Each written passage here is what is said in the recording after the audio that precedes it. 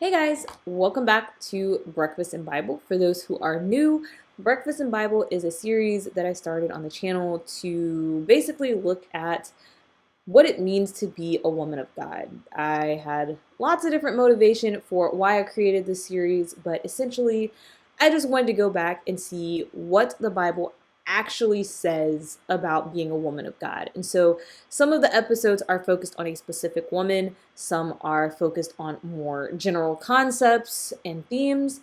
And recently, I've been doing a series within the series about sexual assault. So, for those who have experience with sexual assault, this is, I guess, the trigger warning to remind you that this is a topic that we will be discussing today and that some of it may be uncomfortable or may be triggering.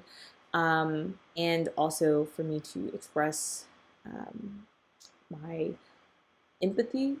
My heart goes out to you if you have experienced this, and you know, I definitely, um, there's no words. There's just no words. So, this series has been extremely difficult to film. If you guys haven't been able to tell, because there have been like huge gaps in between them. It's just a very, I don't know, it's a very emotionally draining topic. And that's speaking from somebody who doesn't have experience with it. So, like, I can just imagine those who have actually experienced sexual assault that it is, yeah. But because I do think it should be discussed in the church and it is a real topic and it is something that people really do face, um, I have committed to finishing it. So here we are, and the fifth and final installment of this series.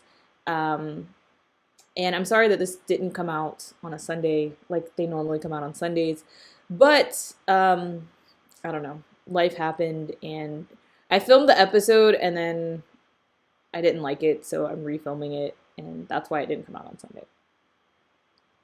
That's the best I got for you guys. So let's do a small recap and then jump into today's topic. So bring up the notebook. I don't even know if this notebook actually helps, but because I do like to journal, I just show you guys because I don't know. But guys, let me know in the comments if you would rather just, see my face and hear me talking and you don't really care about the journal. I would try to do it while I'm journaling, but I can't write and talk at the same time. And usually the pages, like writing it out, doesn't line up with what I'm trying to say. Okay. But yes, before I get more distracted, we've been talking about sexual assault in the Bible. We've talked about specific examples, mainly Dinah, Tamar, and the unnamed concubine. And we also talked about what happens with false accusations, mainly in the form of Potiphar's wife when she tried to seduce Joseph. So today we're going to talk about the law. What the Bible actually says is the law concerning sexual assault. Because the way it's written is super confusing, and like, I've definitely had people ask about it, people who are not believers in particularly people who are strong feminists as well, who are just like, this is a horrible thing. This is number one reason why you should not believe the Bible. And if you just read it on the surface, it really does come off that way. It takes context and like a deeper look at it to actually understand what it's saying. It also takes flipping through the Bible and finding parallel verses that say the same thing. So we're going to step through that. And while we're talking about that, we're also going to talk about Bathsheba. I didn't talk about her individually, but I do want to take a moment to discuss her because I think it's an interesting thing. And in fact, we're going to start with Bathsheba and go to the law last. So here is my page on the laws and things. The story of Bathsheba is told in 2 Samuel chapters 11 and 12. And we're going to talk about her first, mainly because, I don't know, that's just where my mind is right now. So, the reason I want to talk about Bathsheba in this series is because, um, generally speaking, we don't really consider Bathsheba a victim or a survivor of sexual assault. Most people talk about it as though it was a consensual relationship between her and David. It was looked at as adultery for certain, but most people don't stop and talk about the consent issue with Bathsheba. From our modern society perspective, um, Bathsheba technically could not consent. There's a power play situation, right? David is the king of Judea, right? He's the king. Can you say no to a king? Like, we're not talking about 2022 where you can, you know, the president doesn't have unlimited power. Like, we have presidents. We don't even have kings in the United States. But you couldn't, I mean, the king was both the law and the enforcer of the law. Like, there was no checks and balances and all that stuff you learn about in history classes or in like Gov and Econ. That didn't exist. So Bathsheba sleeping with David is like, an entry level employee sleeping with the CEO. I mean, so obviously from a power dynamics standpoint, Bathsheba can't really consent to sleeping with David. Now, that doesn't mean that she didn't consent though, which is really weird. That's one of those weird things that we have, like, in our modern society, we definitely would argue that no matter what, she could not consent because she didn't actually have the right. Like, if she had wanted to say no, she couldn't say no. But that doesn't actually mean she wanted to say no, right? Like, there are a lot of people who would love, to get the king, to get the celebrity or whatever. I'm not saying that's what Bathsheba did or that's who she was, right? Disclaimer before somebody's like, that's what Cherie said. No, that's not what I'm saying. I'm just saying there are situations where somebody has a position of power, someone has a position of authority, and the person actually does want to, engage in a relationship with that person or to just have a sexual relationship with that person. And sometimes it's because of the power. Let's be real. A lot of times it's because of the power. If you look at a lot of the celebrities, like Flavor of Love, enough said right there. Like, I don't even know how that show happened. I did not watch it, but to this day, it had to be the money. I'm sorry. Flav, if you're watching this. But like, there are things that entice people to do things that, technically speaking, or otherwise speaking, you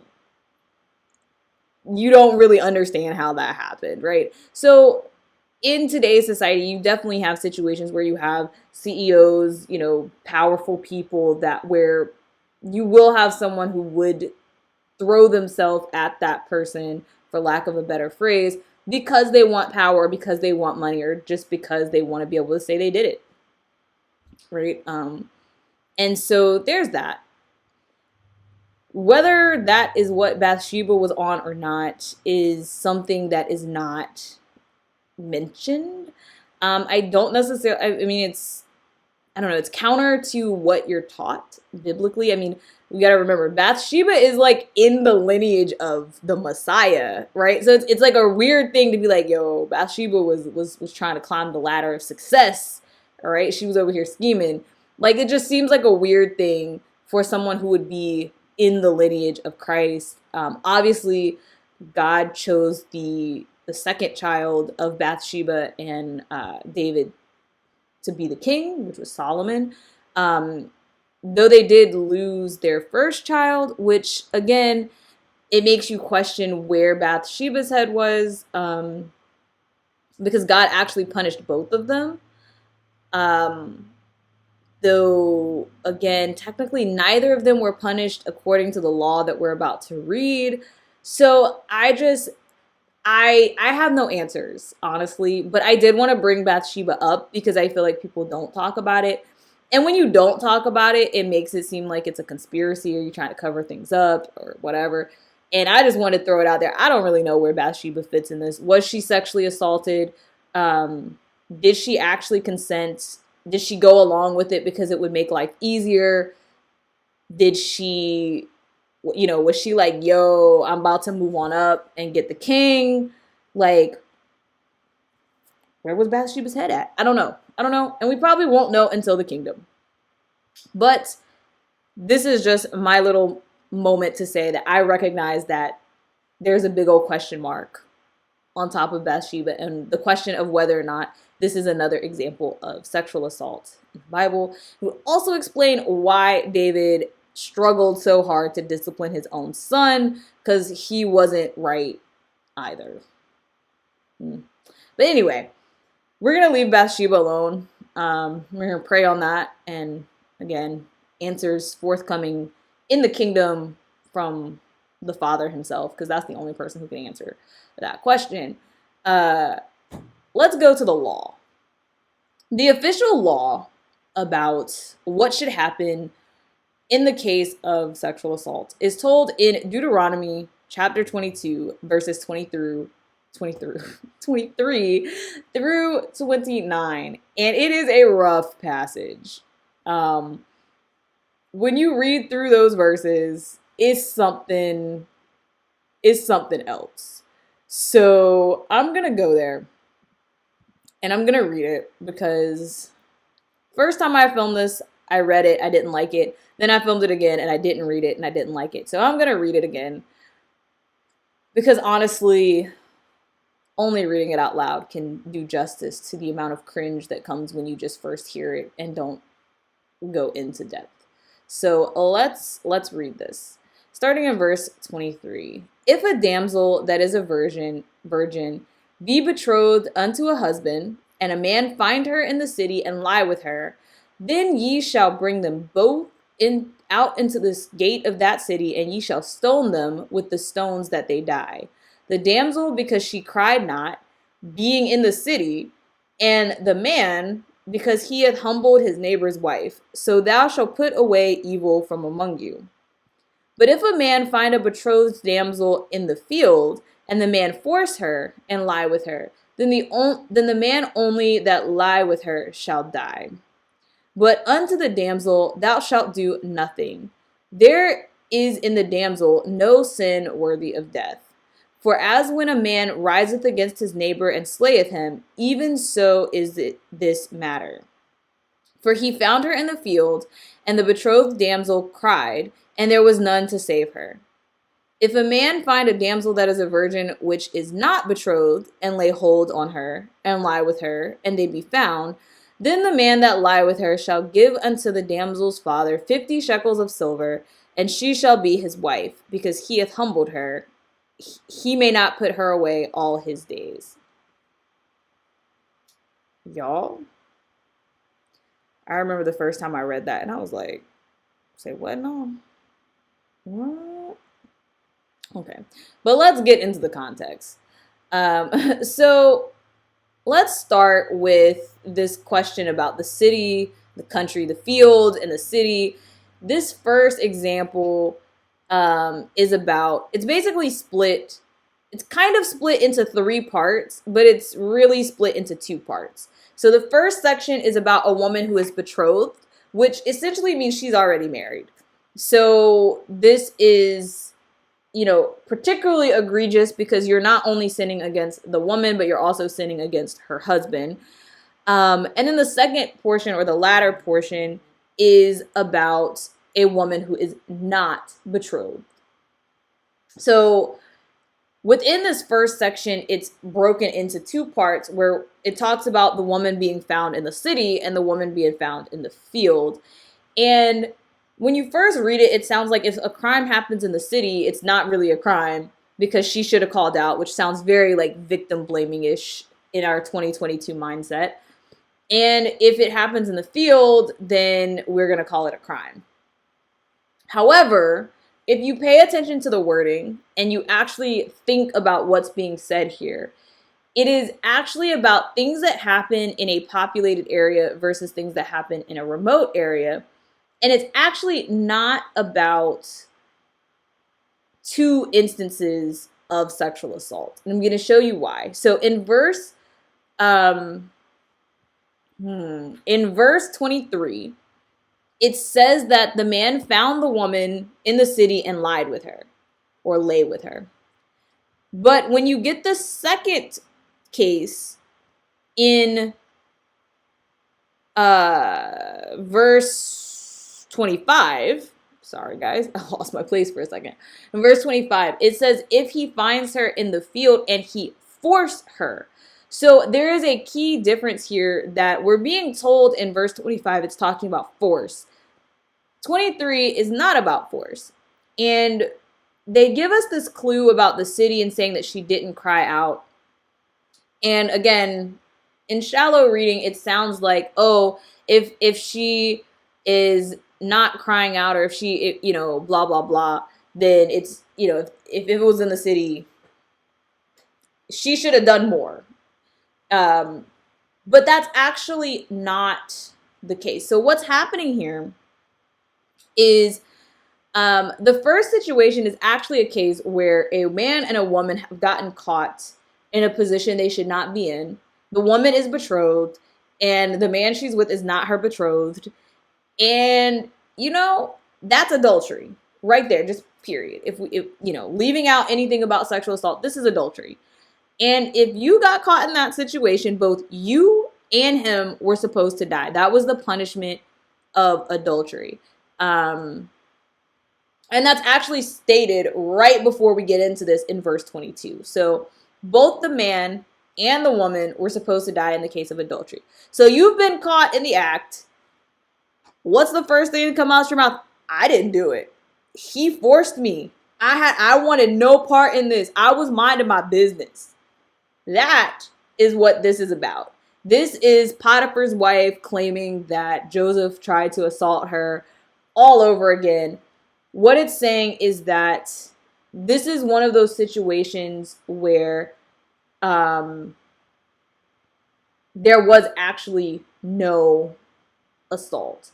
And the reason this whole thing about the city is in there is it's talking about a situation where there should have been some sort of struggle. And it literally says cried out. But again, you have to remember to take things, you have to have some common sense. And you also have to take it that, again, a lot of things in the Bible are written for specific scenarios or specific situations. And things happen today that are slightly different because we live in a different society. But when it says cried out, I don't think that means literally crying out, like yelling, because you could have a man that comes over and, clasps his hand over somebody's mouth. You could have a person who is mute who cannot cry out, even if they wanted to cry out. Again, you could be in the city, but be in your apartment in the city, right? In today's society, like if you're in New York City in your apartment, is somebody really going to hear you? Also, as somebody who went to not one, but two party schools, if you go to a house party, who knows what's happening in there? The music is loud. Half the people are drunk or high.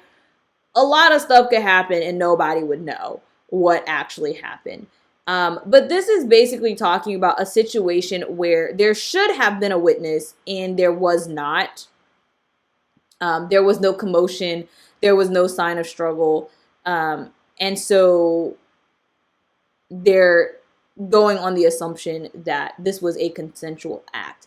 And what makes it interesting is the fact that the second part is there is what actually makes it interesting and makes it apparent to me that that's what this is talking about, because the second part is actually there to nullify a different part of the law. So if you go through the Bible, throughout the text, there's something that talks about by the testimony of 2 or 3 witnesses. So you could not bring a matter against somebody with just one person. Like I could not accuse you of something and then take it to court and have you convicted based on just my testimony. There has to be somebody else's testimony in order for this to stand.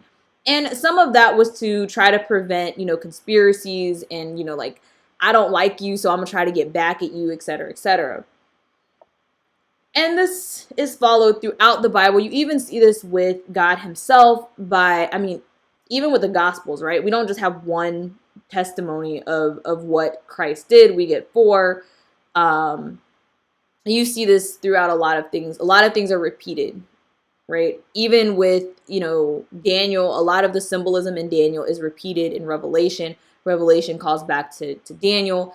Everything in the Bible, well, not everything in the Bible, everything in the Torah, the first 5 books of the Bible, are summarized here in Deuteronomy 22. So there's a lot of repetition, and it's on this concept of by the testimony of 2 or 3 witnesses. Now that means that in the case of an assault, you would need 2 or 3 witnesses. But there are only going to be 2 people, right?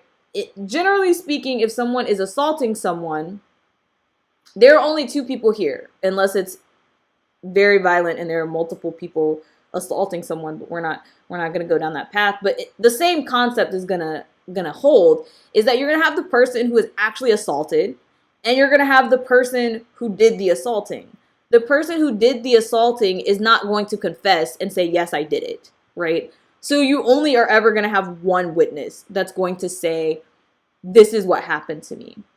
And so when they say that in verse 26, they're assuming that she is telling the truth by default. So this woman could come forth by herself as a testimony of one and say, this man did this to me, and her word would be taken.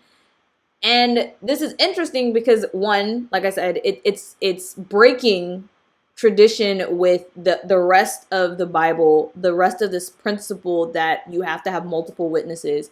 It is actually very forward or modern for the time period, because again, we're talking about a time when women didn't have rights at all. So we're saying believe the woman. This is a lot of what we're saying today. Like, let's not question her integrity. If she said it happened, it happened.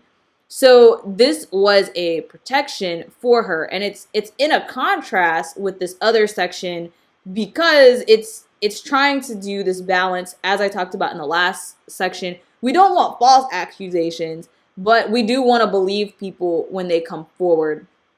So this section is really kind of ironing out that. And we see again that I think the main things to take away is if the man forces her, right? So we know this is about assault, and he does this to her. The punishment was that he died. And this, of course, is in the case of adultery. It is compared to murder that he has done this thing to this woman. And again, the other important thing is that it is pointed out that it is of no fault of hers, that no punishment goes to her, and she has not sinned. It is not her fault. And I think it is important to read that verse 26, out loud in congregations everywhere, so that women who have experienced this are reminded it is not your fault. It doesn't matter if you are actually a betrothed damsel or not. I don't know why I just said damsel, probably because I'm looking at the text. But it doesn't matter if you are a betrothed woman or not. It is not your fault. There is no sin in you for this act. There is no sin worthy of death. That's all on him. So that is those first 2 sections. The last section here is talking about the woman who is not betrothed. And the important question that comes in here is, what happens to a woman who is not married and is not a virgin? Particularly one that's not a virgin of her own. It's not of her own choice. And that's context of this time period. In today's time period, it really probably doesn't matter. No one is really like going into this. During the biblical times, I mean, technically this is still true today. It's just our society doesn't care.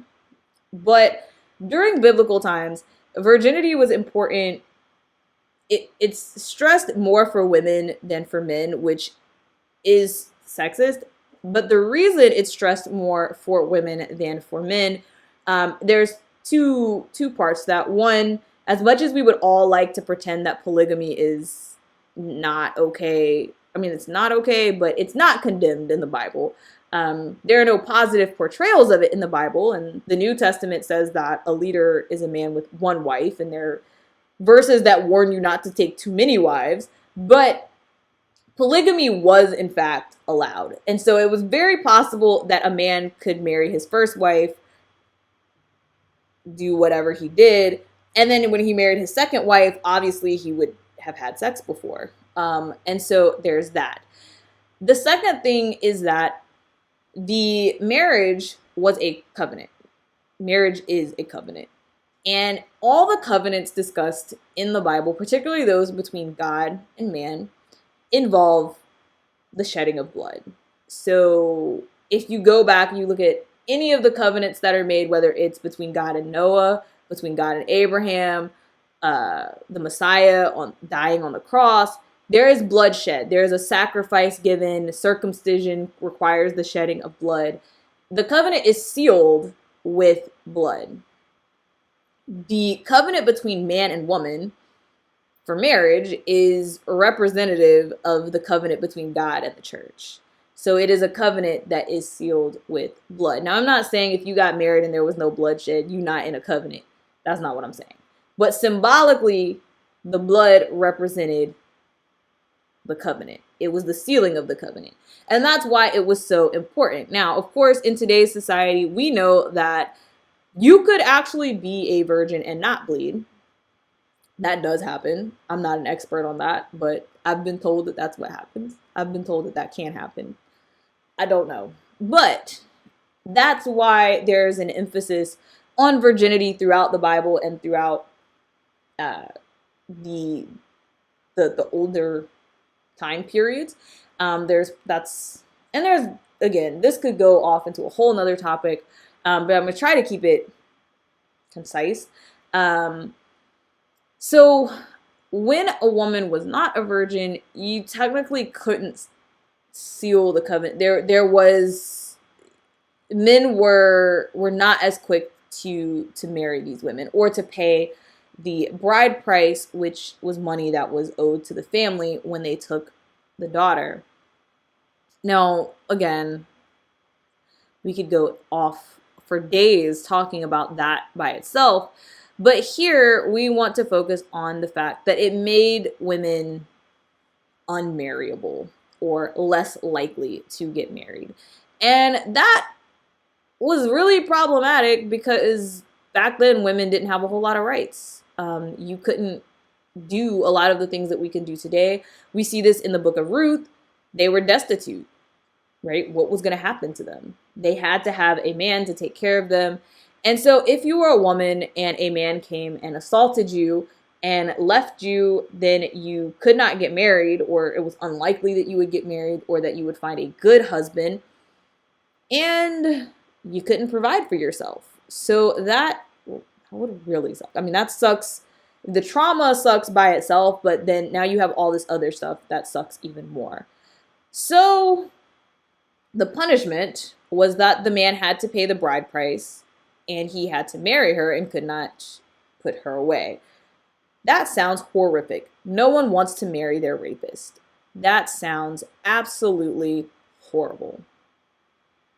Everyone would agree with that. And this is where most people would attack. Why would you marry your rapist? Now, again, context, it was put there to protect the woman so that she could still have a husband and that she could still be cared for. But nobody in the Bible actually married their rapist, right? The man and his father who assaulted Dinah back in Genesis, they come and they ask for her hand. And initially they're like, nah. And then the brothers get this grand idea that they're going to kill everybody. So they're like, yeah, you can marry her. Just, pay us the money and go circumcise yourself. And then they go kill everybody, which is also not okay. But they did not make her marry this man. They used it as a scheme to kill him and his entire family. In the case of Tamar, she actually asks to marry her brother before he does this thing to her. But in the aftermath, no one forces them to get married either. And of course, with the unnamed concubine, she actually ends up dying, so that's not applicable. But the reason we see this not happening is because there's actually another verse in Exodus, also chapter 22, verses 16 and 17. It parallels this, but it gives us a little bit more information. And it says, "And if a man entice a maid that is not betrothed and lie with her, he shall surely endow her to be his wife. If her father utterly refuse to give her unto him, he shall pay money according to the dowry of virgins," which means that they could refuse the marriage. And so it was possible. So ideally, this is where we get into what was ideal and what actually happened. Because just like now, right, there are things that are written in the Bible, and then you have people doing other things, right? You have the people in power abusing power. Absolute power corrupts absolutely. And so throughout the text, you'll see the Israelites doing things that God told them not to do. You'll see the Israelites doing things that were blatantly against God. And then you'll see them just kind of flirting with the edges. So to say that it was not always just the father making the decision would be a complete lie and complete wishful thinking. In some cases, there probably were fathers who were like, okay, I don't know what else to do with you, so yeah, you're going to marry this man. And the daughter probably didn't have much to say. But I think it was written in the sense that, in the context that the father would ask the daughter, what do you want? And if the daughter said, no, I don't want this, then he would utterly refuse. But like I said, there probably were cases where she did not want to. I can see how the power structure being what it was, that if someone said no, that someone could take advantage of the way it's written and force the daughter's hand. But I do believe that what was intended is that there was a choice, and we see this in other places. So for instance, with Rebecca, her family asks her, do you want to marry Isaac? And they give her the option to say yes or no, and then she says yes, and so they're like, okay, you can marry him. I think that was the ideal. I think it was not supposed to be what people made it, but I think people definitely corrupted it. And I think that's also why people read it today the way that they do. Part of my motivation for this whole series is that I think people have corrupted what the Bible says, and inserted their own sexism and used it against women. So the answer is no. The Bible doesn't actually say that you have to marry your rapist. That's not what it says. It says that you can refuse to marry the rapist. Obviously, it says father, if the father utterly refused, but a loving father would listen to his daughter. And there are plenty of passages that talk about this. Even when we see the relationship of God and his children, he would never make you do something that made you feel like super, super uncomfortable. And so I think that that's what's meant here based on the character of God and the character of God as a father. I do think that it was expected that the father would honor the daughter's wishes. But like I said, men being men, and by men I mean human beings being human beings.